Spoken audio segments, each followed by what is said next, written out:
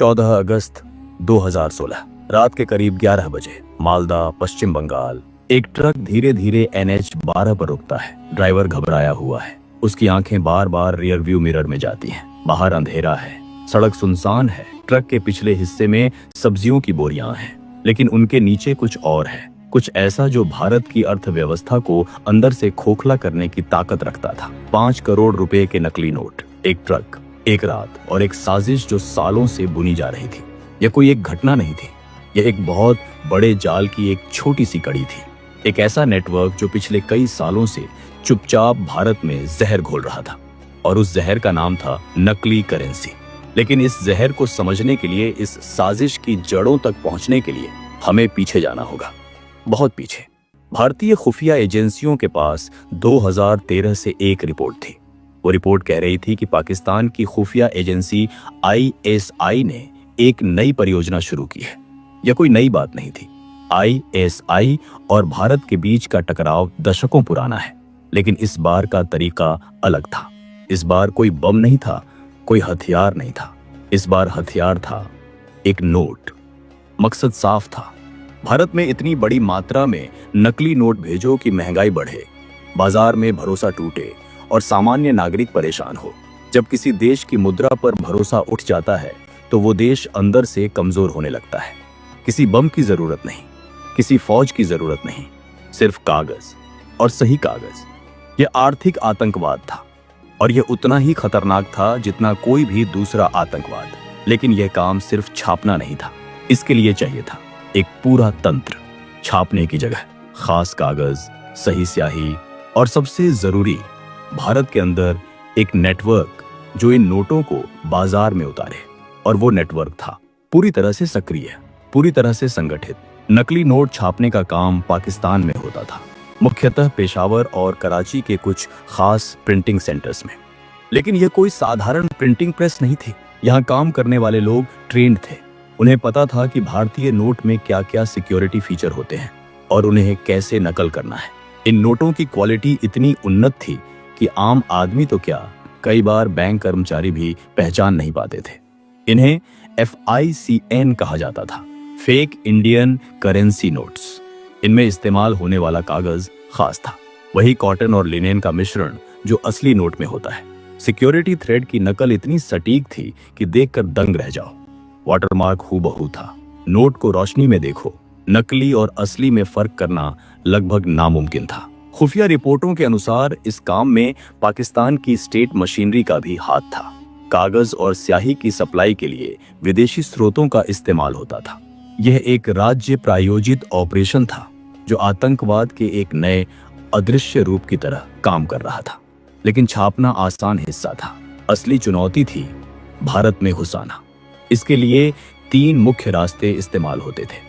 पहला, बांग्लादेश बॉर्डर। यह सबसे सक्रिय रूट था। पाकिस्तान से नोट पहले बांग्लादेश जाते, वहां के हवाला नेटवर्क से होते हुए भारत बांग्लादेश सीमा पार करते।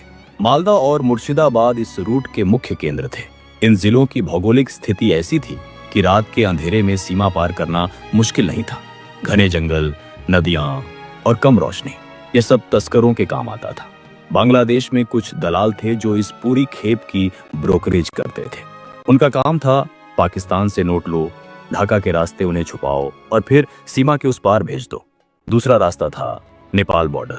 भारत और नेपाल के बीच खुली सीमा है, कोई वीजा नहीं, कम निगरानी और दशकों पुराना एक स्थापित तस्करी नेटवर्क। यह रूट उत्तर प्रदेश और बिहार के रास्ते नोट पहुंचाता था। काठमांडू में कुछ हवाला ऑपरेटर थे जो इस काम में माहिर थे। वो नोटों को छोटे छोटे बंडलों में बांटते और अलग अलग लोगों के जरिए बॉर्डर पार कराते। तीसरा रास्ता था समुद्र के रास्ते। गुजरात और महाराष्ट्र के तटीय इलाकों से छोटी नावों के जरिए खेप आती थी। यह रूट कम इस्तेमाल होता था, लेकिन था, और खास मौकों पर जब बाकी रास्ते बंद होते थे, यही रास्ता काम आता था। हर रूट पर एक अलग गिरोह, हर गिरोह के पीछे एक बड़ा ऑपरेटर, और इन सब के ऊपर एक नाम जो खुफिया एजेंसियां सालों से ढूंढ रही थीं। उसे सिर्फ मास्टर कहा जाता था। NIA, नेशनल इन्वेस्टिगेशन एजेंसी, 2014 से इस नेटवर्क के पीछे लगी थी। NIA भारत की सबसे ताकतवर जांच एजेंसियों में से एक है। जो आतंकवाद और राष्ट्र विरोधी गतिविधियों की जांच करती है। उनके पास टुकड़े टुकड़े जानकारी थी, एक यहां से एक वहां से, लेकिन पूरी तस्वीर नहीं बन रही थी। यह नेटवर्क बेहद चालाकी से बनाया गया था।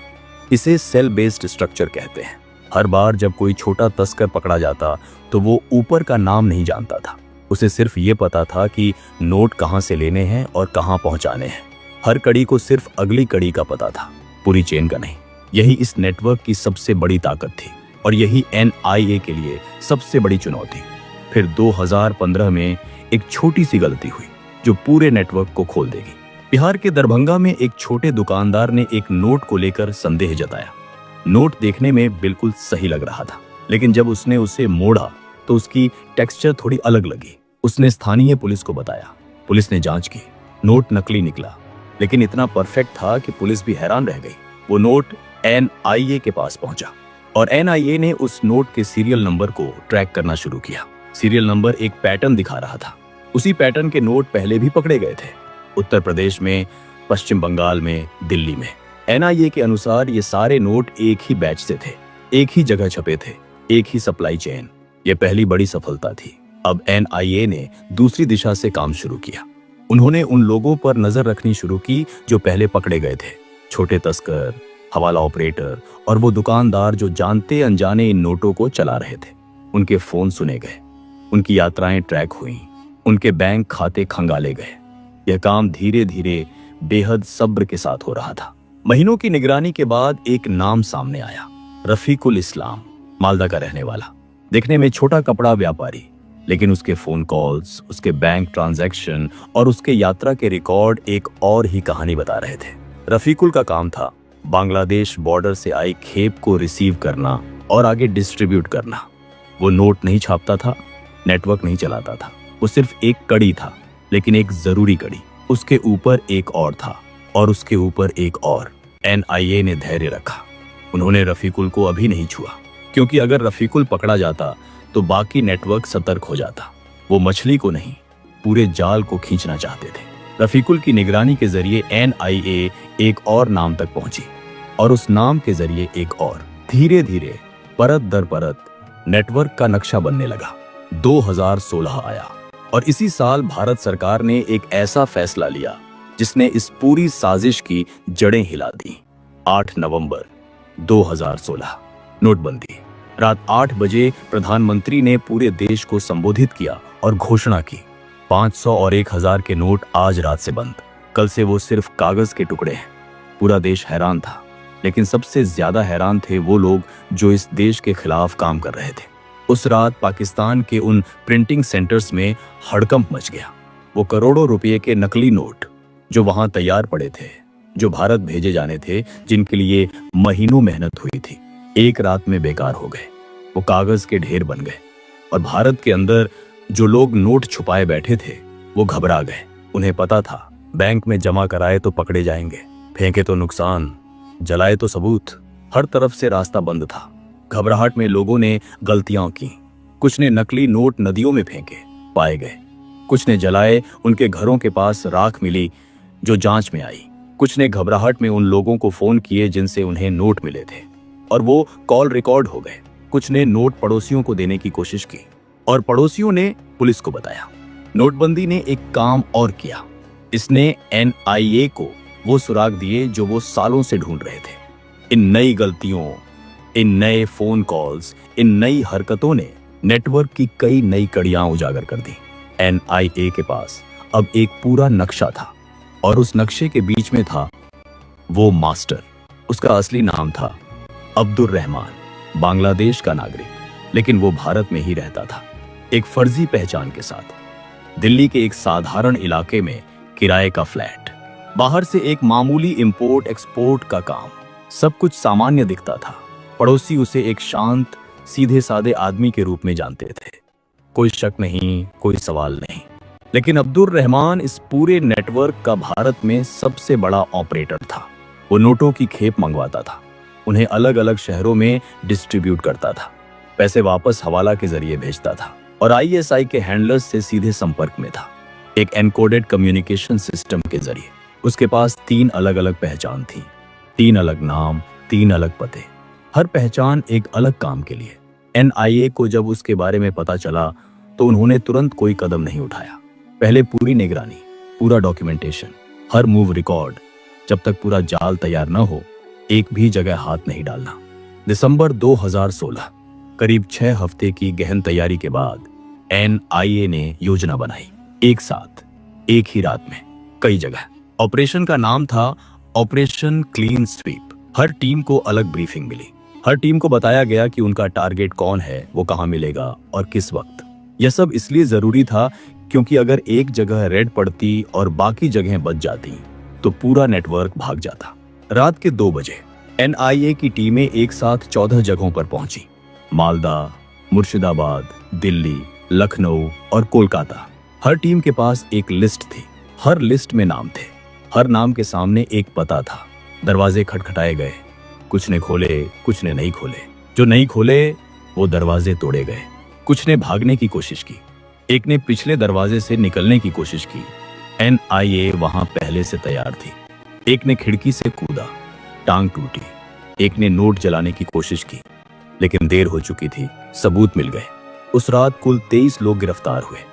23 लोग जो इस देश की अर्थव्यवस्था को धीरे धीरे खोखला कर रहे थे, जिनमें से कुछ को शायद यह भी नहीं पता था कि वो किस बड़े जाल का हिस्सा है, लेकिन जानते थे या नहीं, कर वो रहे थे देशद्रोह। और अब्दुल रहमान को दिल्ली के उसी किराए के फ्लैट से पकड़ा गया। जब एनआईए की टीम उसके दरवाजे पर पहुंची तो उसने शुरुआत में खोला नहीं। अंदर से आवाजें आ रही थी, कुछ जलाने की कोशिश हो रही थी। जब दरवाजा तोड़ा गया तो वो एक डायरी के पन्ने फाड़ रहा था, लेकिन बहुत देर हो चुकी थी। उसके घर में मिला 11 लाख रुपए के नकली नोट, एक एनकोडेड डायरी जिसके ज्यादातर पन्ने बचे हुए थे, 3 फर्जी पहचान पत्र, 2 मोबाइल फोन और एक बांग्लादेशी सिम कार्ड जो आईएसआई के एक नंबर से जुड़ा था। उस डायरी में लिखे नंबरों और कोड्स ने पूरी कहानी खोल दी।